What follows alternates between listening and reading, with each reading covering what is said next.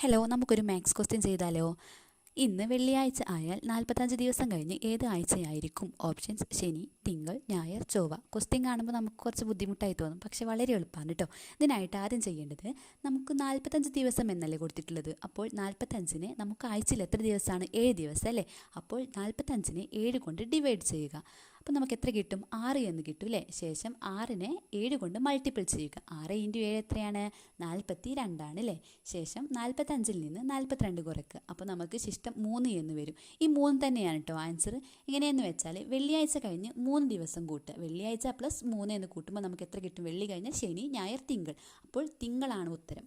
അതുപോലെ ശിഷ്ടം 2 എന്ന് വരികയാണെങ്കിൽ നമ്മൾ എന്ത് ചെയ്യണം? വെള്ളിയാഴ്ച കഴിഞ്ഞാൽ 2 ദിവസം, വെള്ളി കഴിഞ്ഞാൽ ശനി, ഞായർ എന്ന് ഉത്തരം കിട്ടും. അതുപോലെ ഇപ്പോൾ ശിഷ്ടം 1 വരുന്നത് എങ്കിൽ വെള്ളി പ്ലസ് 1, വെള്ളിയാഴ്ച കഴിഞ്ഞാൽ ഒരു ദിവസം, ഏതായിരിക്കും? ശനി. അങ്ങനെയാണ് ഉത്തരം. വളരെ എളുപ്പമായിട്ട് തന്നെ നമുക്കിത് ചെയ്യാൻ പറ്റും. അതുപോലെ മറ്റൊരു ക്വസ്റ്റ്യനാണിത്. ഇതിൻ്റെ ആൻസർ നിങ്ങളെല്ലാവരും കമൻറ്റ് ചെയ്യണം. ഇതുപോലുള്ള അടുത്ത വീഡിയോയുമായി വീണ്ടും വരാം. നിങ്ങൾക്ക് വീഡിയോ ഇഷ്ടപ്പെട്ടാൽ ലൈക്ക് ചെയ്യുക, ഷെയർ ചെയ്യുക, സബ്സ്ക്രൈബ് ചെയ്യുക. Thanks for watching.